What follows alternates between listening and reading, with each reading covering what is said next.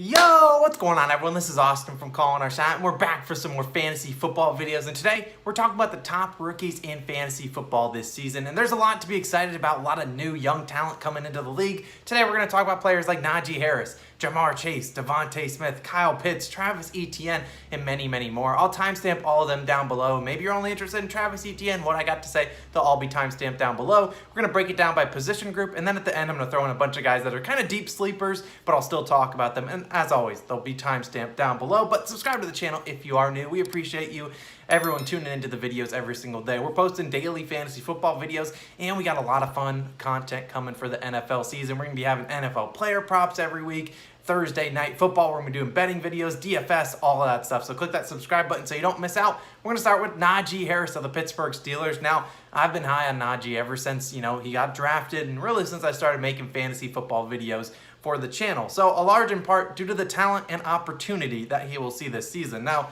the Steelers, they made it clear they want to get the ball in his hands. You saw it in the Hall of Fame game, and you'll see that throughout the rest of the preseason and probably into the regular season if you don't draft him. They're trying to get the ball into his hands 24/7. Now, you looked at last year. Steelers were a team that averaged 40 pass attempts per game, actually a little bit more than that. And they saw it work in the beginning of the season. Maybe it was a little bit of an easy schedule, and then you saw them struggle towards the back half of the year.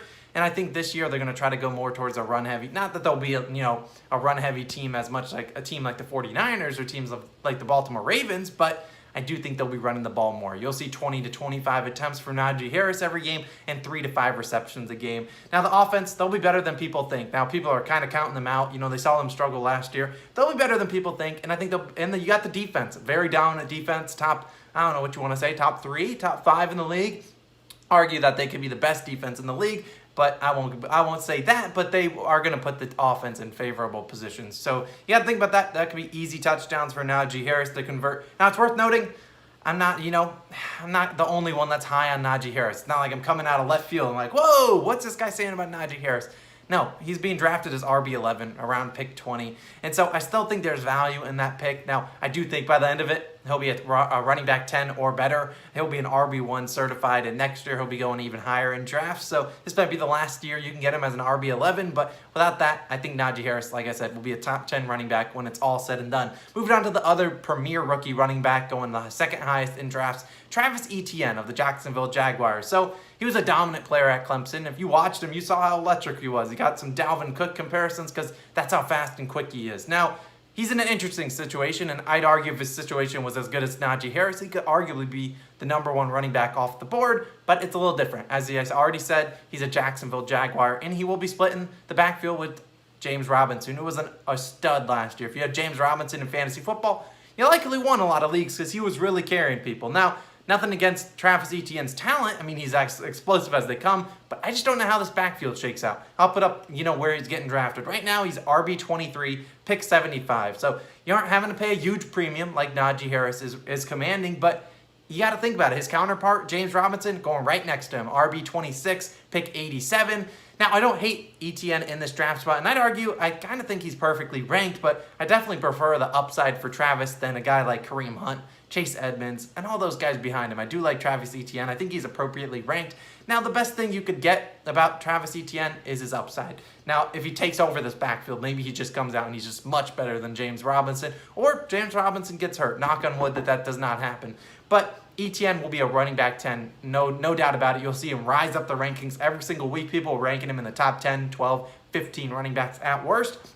He'll put up ridiculous numbers in PPR leagues, which if you're not in a PPR league, I don't know, Travis Etienne, his value is going to be hard as a week 1 starter because that's where I think a lot of his value will come. It's like an Alvin Kamara kind of role. Now, I do think he'll be really good, but it's definitely, you're going to be taking a flyer on this guy. Now, I don't know if I want to trust him as my, one of my starting running backs, my RB1 or 2, but by the end of the year, he could have taken this backfield by storm. Wouldn't be surprised by that at all. Moving on to some wide receivers, talking about the first one that was selected off the board, Ja'Marr Chase. Now, he's going very similar to where Travis Etienne is, wide receiver 24, pick 70. You saw Etienne going at pick 75. So right around that same 6 to 7 round.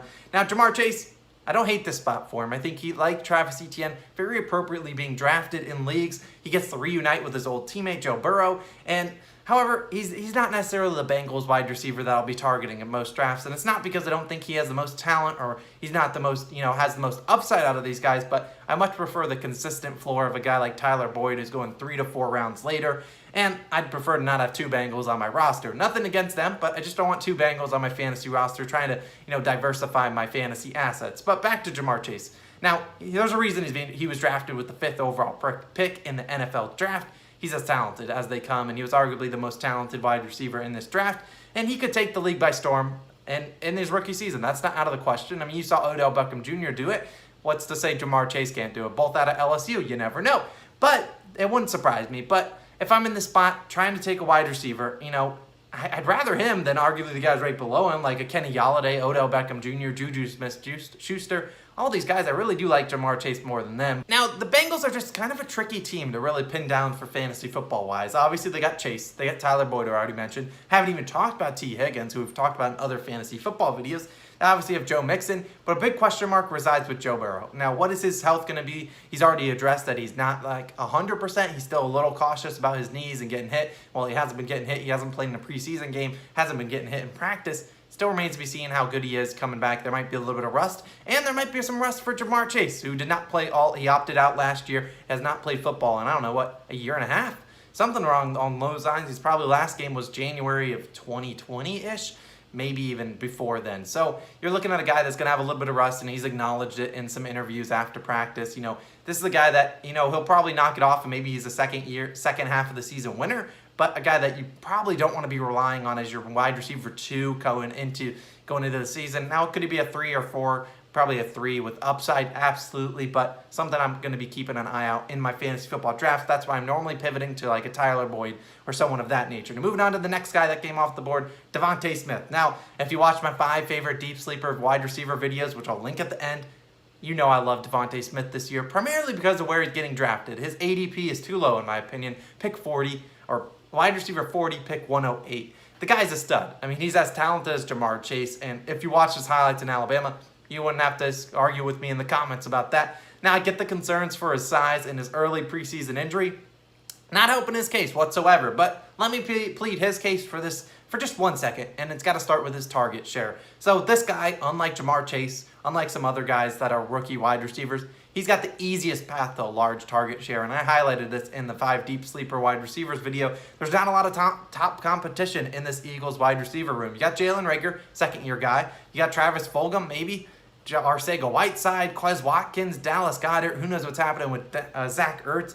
But Smith, he's the clear number 1 wide receiver in terms of talent for this team. In order to produce in fantasy football, especially as a rookie, you got to have opportunity, and Smith will get that if he is healthy. Now, at his current ADP, you're drafting him as your wide receiver 4 or 5. He's probably not even starting week 1, but he has enough upside where I'm comfortable taking him in that spot. The sky's the limit for this guy. If he stays healthy and he's as good as, even at half as good as he was in Alabama his senior year, this guy would be an absolute stud in the NFL. Now, I do have question marks about Jalen Hurts and his arms, as he completed less than 52% of his passes last year, but maybe DeVonta Smith can help him out with that. Now, the offense, it's going to take some working around, and maybe they'll be down in some games, and that will lead to some more fantasy points, but obviously monitor his injury status as the NFL season approaches.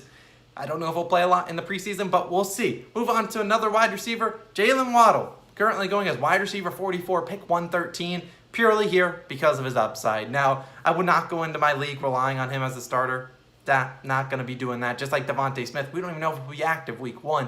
But you got Jaylen Waddle, and now you don't want to rely on him as a starter, but he could be a guy that you could easily just ship out of here after week 1. He could be a guy like John Ross from a couple years ago, absolutely lit the league on storm. Scored 2 touchdowns, was the waiver wire 1 person that you wanted to pick up. He stunk the rest of the year. Shout out to my friend Tyler, who picked him up and then just absolutely got destroyed by him. But week 1 could be a great week for him. You got Will Fuller, who is out. He's suspended week 1. And then it's really just Devontae Parker out there. So he could have a very good week 1, but we'll see. It's his first NFL game. Now, question marks surrounding him, not really too much. I mean, he should be healthy. He was injured in the national championship game, but he should be fully healthy. Their questions are more surrounding Tua Tagovailoa, the quarterback. Now, I do expect him to take a step forward. He can't really be worse than he was last year, and you saw him get replaced by Ryan Fitzpatrick, who's now in Washington, D.C. Now, it's a tough one. Now, I do see, if you can guarantee me 6 to 8 targets a week for Jaylen Waddle, I'd be all in. I think he'll be a very productive wide receiver. They'll try to get the ball into his hands if that's the case. I just don't know what to expect with this. I just don't know. This Dolphins offense could be a weird one. Now, Myles Gaskin, I do like him, but now you got Malcolm Brown going for 9 carries and 8 yards. Probably I could do that in an NFL game. Probably not. I'd probably get smushed, but I don't know. Jaylen Waddle is a tough one, but worth the upside at wide receiver 44, pick 113, or in round 10 or 11. If your team's already, your starting lineup's all set and ready to go, maybe you're missing a kicker or a defense, I don't mind taking a flyer on a guy like Jaylen Waddle at all. Moving on to the only tight end we will talk about in this video, Kyle Pitts, and that is tight end 5. That's what he's currently being drafted as. Pick 55. He's the highest rookie. He's the first rookie pass catcher off the board. Second rookie in total behind Najee Harris going off the board. And is this too high for a rookie tight end? You tell me. I mean, if you watched him at Florida, you know how talented this guy is. This tight end position can be an absolute wasteland. Besides Kelsey, Kittle, and Waller, yeah, you tell me who's number 4. Now, you could say Mark Andrews. You could say TJ Hawkinson. You could even say Kyle Pitts. And you can't feel 100% in anyone after those top 3. Now, you can have a lot of confidence in one of those Mark Andrews of the world. Maybe even have a lot of confidence in Kyle Pitts. But if you've looked at it, rookie tight ends have struggled in the past. Now, there are very few, if any, rookie tight ends that are as talented and as gifted an athlete that Kyle Pitts is. Now, this guy's a bona fide stud. If you watched his highlights, you know how good he was at Florida. It comes down to how the Falcons can use him and if they can get him into favorable matchups. Now, the sky's the limit for this guy. The talent-wise, there's a reason he was drafted so early in the NFL draft. He will definitely be second on the team in targets behind Calvin Ridley. Now, will he absorb some of the targets left by Julio Jones, who's now in Tennessee? Potentially. That's not crazy to say. Now, could he be one of those elite tight ends next year where we're talking about him in the same realm of Kelsey, Kittle, and Waller? That's not absolutely outside the realm of possibility. This guy has the insane talent, and all he has to do is adjust to the NFL, and the Falcons have to use him properly, which is arguably probably the hardest part, is the Falcons using him right. Now, personally, if I'm drafting a tight end here, I'd take Kyle Pitts just based on upside alone. Could he be a bust? In terms of fantasy football, yeah, potentially, but I'd avoid guys like TJ Hawkinson around this same draft period. I'd much rather a guy like Logan Thomas, who has the upside in PPR leagues, and Noah Fant, who's, it is what it is. It's the tight end wasteland. What do you want me to say? I'm not going to necessarily beat the drum for Dallas Goedert or all of those guys, because it's just how lucky are you feeling is basically how you feel about tight ends. Don't mind Kyle Pitts. Could be a little high drafting him. If he pans out, he'll be absolutely a terrific value at this pick, but that's the question. Will it pan out? Will the Falcons use him right? Your answer is as good as mine. Moving on to the first quarterback, we're going to talk about some quarterbacks before we get into some deep sleepers. Trevor Lawrence. We're going to start with the number 1 pick, QB 14, currently ADP pick 128. Now, in his first preseason game, everything I expected would happen. He was sacked a couple times. I believe his first drop back, he was sacked. He had made some couple nice throws. He had a good connection with Marvin Jones Jr., which we talked about in yesterday's video. Go check that one out. But I have a feeling he's going to be decent in fantasy football solely because of junk time. He's going to be the king of junk time this season. This Jaguars team will be bad. And fantasy points will trigger with Trevor Lawrence trying to bring the team back into the game. Now, could he throw a lot of interceptions? Potentially, just like any rookie could. I mean, that's not outside the realm of possibility. I mean, you talk about Peyton Manning, didn't he?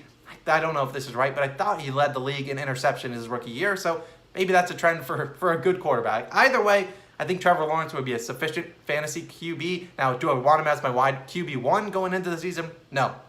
I'd much prefer him as like a QB2. If you're in 2 QB leagues, comfortable with him as my QB2, but it's definitely a guy on the bench that could really upside could really trigger, and he could really have a really breakout season. We'll see with Trevor Lawrence. Moving on to another guy, the hype is in the air, Justin Fields. Now, there's a lot of hype on him in the preseason, and contrary to the media, I don't think he looked all that. I mean, if you talk about it, here's the criticism for Justin Fields in his first ever NFL preseason game. He did not look good in the first half. Now, he struggled against the Dolphins' actual defense, and then right as they took out their real defense, put in the third stringers, he lit it up. And so I don't expect him to start the season for the Bears, and you could argue, I think he should start it. But he could have a similar value to a guy like Justin Herbert last year, who probably started a little earlier than he should have, but he was still a great fantasy football quarterback towards the back half of the year. Now you look at Justin Fields. Right now he's going as QB 18, pick 156. Now, probably unusable in 2 QB leagues right out the gate, but if you go that route and you take him, let's say you take a higher guy like Dak Prescott, then you follow it up with Justin Fields later in round 14, 15. Don't mind taking a guy like Ryan Fitzpatrick as well. He should be going up higher, probably higher in leagues, though, if you're in that case. I don't know. Justin Fields, not going to be usable until, he could be at some point this year. He will be a very hot waiver wire pickup, but he's going undrafted in 70% of leagues. I think Andy Dalton will be the week 1 starter. Justin Fields still has some time, to grow into this game. But I do think he'll be a very useful fantasy football QB just at some point this season. Very similar situation to a guy named Trey Lance in the San Francisco 49ers. Now, he didn't look great in his first preseason game, 5 for 14. Majority of his passing yards gave on an 80-yard touchdown to Trent Sherfield. Now, you look at him currently being drafted as QB 22, pick 165. Upside's there. This guy, people wanted to be the fantasy quarterback that Colin Kaepernick was. Which, if you think back to it, Kaepernick was a great fantasy football QB.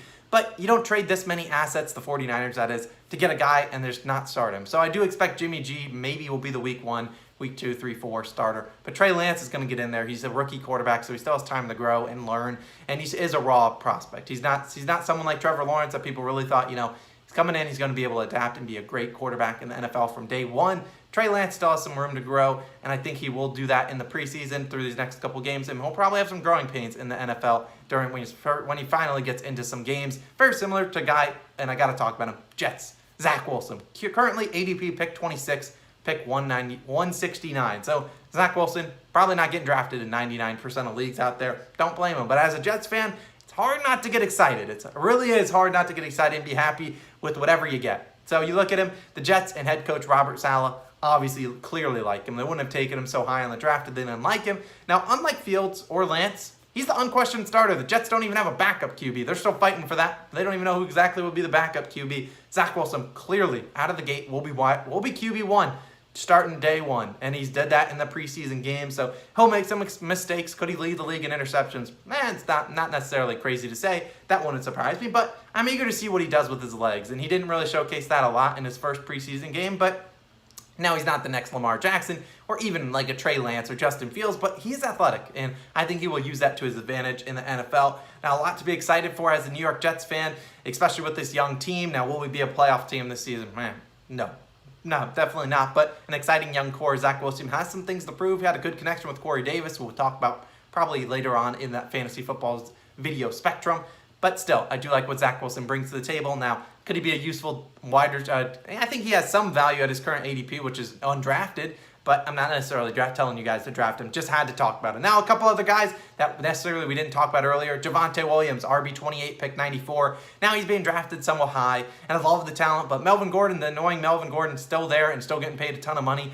There's no reason for the Broncos to just run him into the ground and ship him out of here at the end of the season. Could Javonte be a super successful guy second half of the year? Absolutely. Matthew Berry made a good comparison. Very similar to a guy like Cam Akers last year in his rookie season. Not very useful for the first half, 10, 12 weeks, but towards the end of the year, he was a fantasy league winner. So don't mind Javonte Williams. Just the ADP is asking for a lot for a guy that's probably going to get vultured a lot of touches, and you're going to have to sit back and watch Melvin Gordon and be like, that's not Javonte Williams. What can you do? Moving on to his former college teammate, Michael Carter, another New York Jet, ADP running back 36, pick 131. Now, I get what you're saying about him, and what you're spending on him in your drafts is a max risk, max reward player. Now, if he takes the reins of this New York Jets backfield, great. You're going to get a great value for this pick, but I don't know if it's worth the investment in the 12th or 13th round. Now, it is a high upside guy, but you should not be looking for him to start on your fantasy football roster from day 1. And I certainly hope you aren't at pick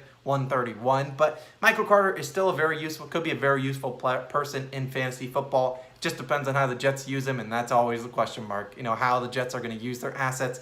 Now, this is a super crowded backfield. Tevin Coleman, Ty Johnson, there's a lot of bodies back there. And so I don't think, LaMichael Pirine would even talk about him. I don't know. I still like Michael Carter, still like the talent, worth the flyer depending on your roster at this point in your drafts, but not someone I'm setting on. Like, I need to have this guy on my fantasy football roster, but I'll be hoping he pans out pretty well for my New York Jets. Another New York Jets, maybe a little bias here, Elijah Moore. We're going to go through this one real quick. Wide receiver 47, pick 154. Love his talent personally, but this is a weird Jets wide receiver group. Corey Davis, Jamison Crowder, Keelan Cole. Sky's the limit for this guy talent-wise.